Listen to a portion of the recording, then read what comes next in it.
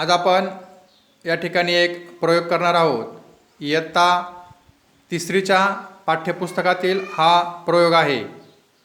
या प्रयोगासाठी आपल्याला साहित्य लागणार आहे। कागद, ग्लास आणि पाणी।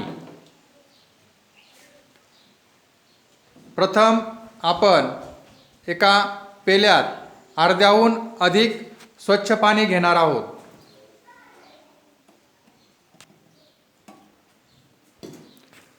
त्यानंतर आपण या ठिकाणी अगोदरच कागदाची एक सुरळी बनवून ठेवलेली आहे। त्या सुरळीचे एक टोक पेल्यातील पाण्यात बुडवणार आहोत आणि दुसऱ्या टोकाने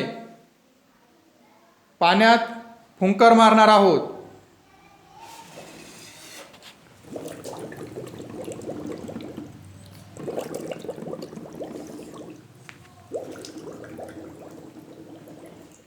यावरून आपल्याला हे दिसून येते की पेल्यातील पाण्यात बुडबुडे येत आहेत आणि हे कशामुळे होते तर फुंकरीतून हवा पाण्यात शिरते आणि ती बुडबुड्यांच्या रूपाने बाहेर पडत आहे।